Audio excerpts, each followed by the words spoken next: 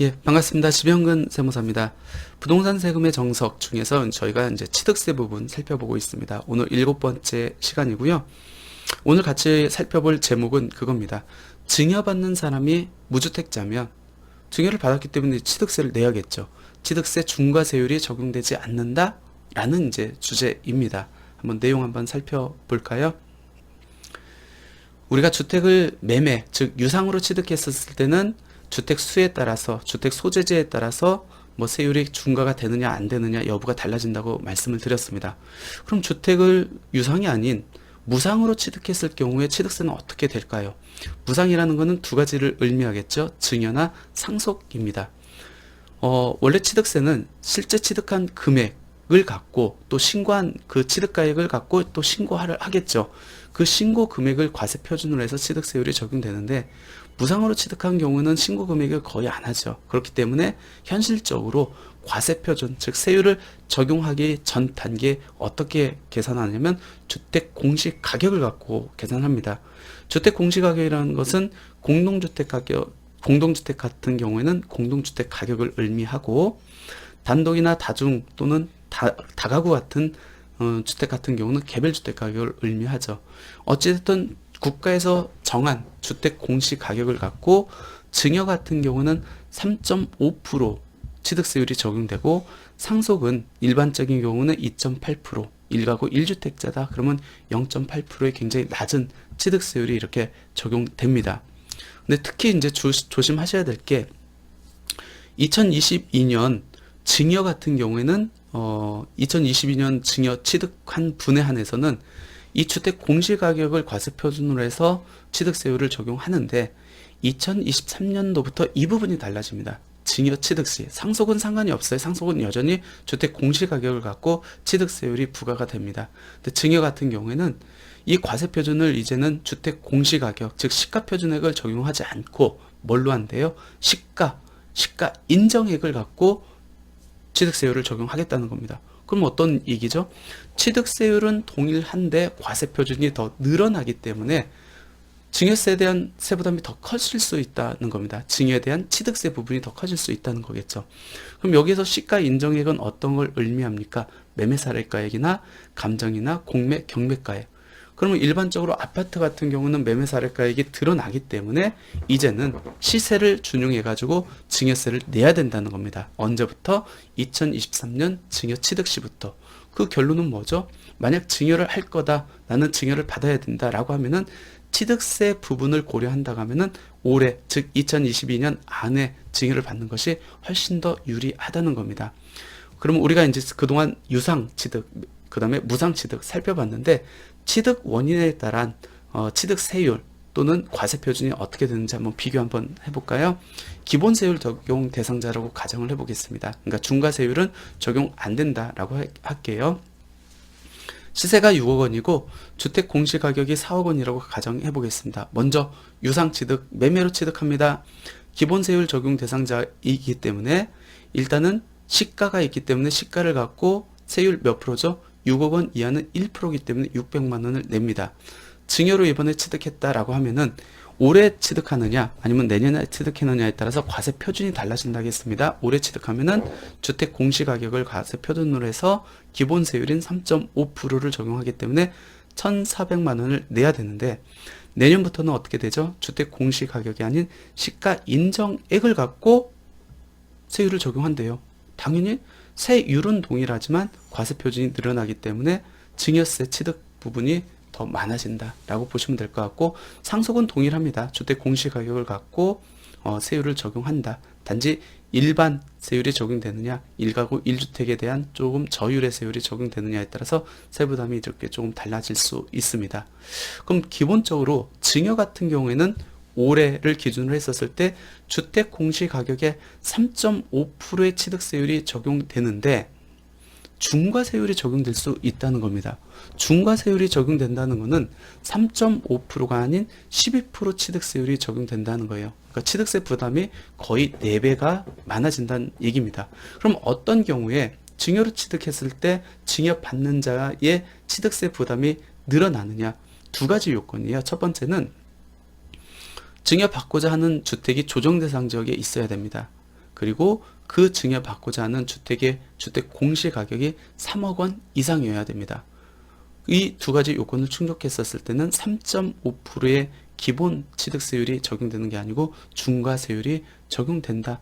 물론 12%의 중과세율이 적용되더라도 유일한 예외가 있습니다. 어떤 예외냐면은 증여일 현재 증여자가 1세대 1주택자면은 조정 대상 지역에 소재하고 있는 주택이고 주택 공시 가격이 3억 원 이상이라 할지라도 유일한 예외가 적용돼 가지고 12%가 아닌 기본 세율 3.5% 세율을 적용받을 수 있다는 겁니다. 이 부분을 많은 분들이 착각하고 있어요. 왜? 취득세는 증여받는 사람이 내는 건데 증여받는 사람이 무주택자나 1주택이어야 되는 거 아닙니까? 라는 반문을 하시는데 증여하는 사람이 취득세를 내진 않지만 그 증여자가 1세대 1주택자여야만 예외 규정이 적용한다라는 게 이제 많이 헷갈려 하는 부분이고, 두 번째 많이 혼란스러워 하는 거는 그럼 증여자가 1세대 1주택자면 되겠네요. 근데 우리가 유상취득 시 주택수 판정할 때 중과 제외 주택들이 있었거든요. 예를 들면 투기 목적이 없거나 아니면 공익 목적으로 취득하는 주택. 대표적인 게 주택 공시가격 1억 원 이하의 주택, 뭐 등록 문화재 주택, 농어촌 주택, 사원용 주택, 기타 등등이 있는데 유상취득에서는 이 중과 제외 주택이 있었을 때 주택수에서 차감하거든요. 뺍니다. 그러면 우리가 증여자가 1세대 1주택자이면은 조정 대상 지역에 소재하고 있고 3억 원 이상인 주택이라 할지라도 기본 세율이 적용된다고 했는데 증여자 1세대 1주택 판정할 때 유상취득 시 적용됐던 중과 제주택 주택수에서 차감됩니까? 차감되지 않는다. 이 부분도 많이 착각하고 있는 부분입니다. 그러니까 무상취득에 대한 주택수 판정하고 유상취득에 대한 주택수 판정이 달리 규정되어 있기 때문에 그렇습니다. 하지만 2020년 8월 11일 이전에 취득한 조합원 입주권, 주택 분양권, 오피스텔은 1세대 1주택자, 즉 증여자가 1세대 1주택자에 해당하는지 여부를 판정할 때에는 주택수에서 제외된다라고 보시면 될 것 같습니다.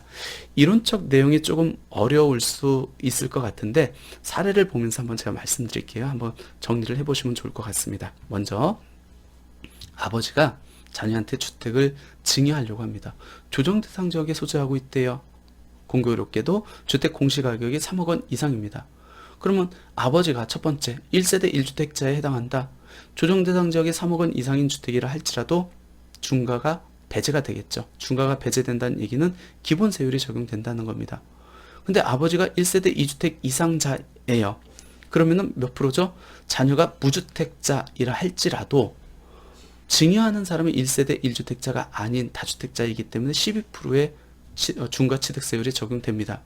그럼 머리를 쓰겠죠. 조정 대상 지역에 있어도 주택 공시가격이 3억 원 이상이면 중과가 적용되지만 3억 원 미만이면 중과가 안 되겠네. 그래서 일부 지분만 취득합니다. 주택 공시가격이 7억 원이기 때문에 40% 지분만 증여받습니다. 그럼 내가 증여받는 지분은 얼마죠?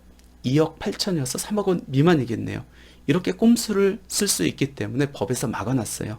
일부 지분만 증여하더라도 주택 공시가격 3억 원 판정할 때는 전체 주택 공시가격을 갖고 판정하겠다. 그렇기 때문에 내가 취득하는 지분에 해당하는 주택 공시가격이 3억 원 미만이라 할지라도 전체 주택 공시가격이 3억 원 이상이면은 중과세율이 적용된다는 겁니다. 그러니까 조정 대상 지역에 3억 원 이상인 경우에는 빼도 박도 못해요. 단지 증여자가 1세대 1주택자인 경우에만 예외가 적용된다. 근데 이번에는 비조정 대상 지역에 소재한 주택을 자녀한테 증여를 하려고 합니다. 똑같이 주택 공시가격이 7억 원이에요. 이런 경우에는 볼 것도 없죠. 왜? 12%의 주택 중과 취득세율이 적용되려면은 두 가지 요건을 충족해야 된다고 말씀드렸습니다. 첫 번째는 조정 대상 지역에 있어야 된다. 두 번째는 주택 공시가격이 3억 원 이상이어야 된다. 이거를 AND로 충족해야 되는데 비조정 대상 지역에 소재하고 있다고 하면은 충족이 안 되겠죠. 따라서 주택 공시가격이 3억 원 이상이라 할지라도 몇 프로? 3.5%의 기본 취득세율이 적용된다라는 겁니다.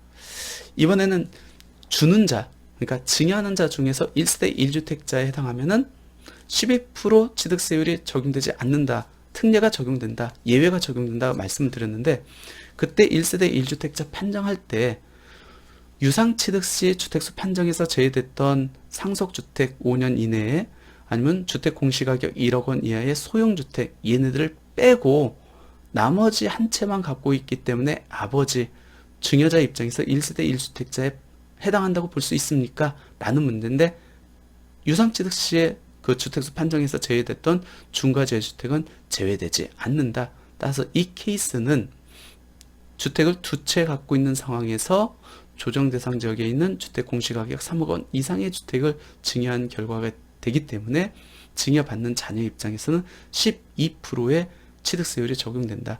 2022년도까지는 주택 공시가격을 대비해가지고 12%가 적용되고 2023년도부터는 시가 인정액 즉 시세를 갖고 취득세율이 적용되기 때문에 취득세 부담이 더 커진다라고 보시면 될 것 같습니다.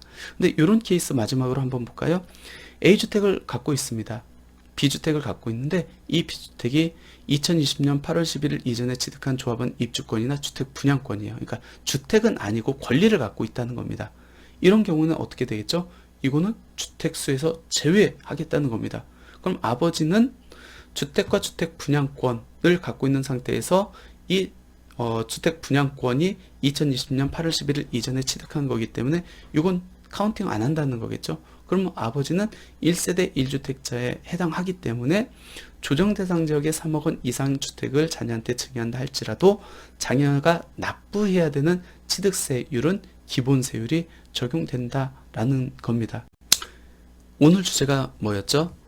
증여받는 사람이 무주택자면은, 즉 자녀가 무주택자면은 취득세율이 중과세율을 12%가 적용되지 않는다라는 주제였습니다. 근데 그렇진 않고 자녀를 기준으로 판정하는 건 아니고 증여한 자, 즉 아버지를 기준으로 해서 판정을 하되 아버지가 1세대 1주택자인 경우에만 예외 규정이 적용된다. 그리고 그 1세대 1주택자를 판정할 때 유상취득 시 주택수 판정에서 제외됐던 투기 목적이 없거나 아니면 공익 목적으로 취득하는 주택은 제외되지 않고 유일하게 제외되는 것은 2020년 8월 11일 이전에 취득한 조합원 입주권, 주택 분양권, 즉 권리를 갖고 있는 경우에만 그 권리를 빼고 1세대 1주택자를 판정한다라고 이렇게 이해를 하시면 될 것 같습니다.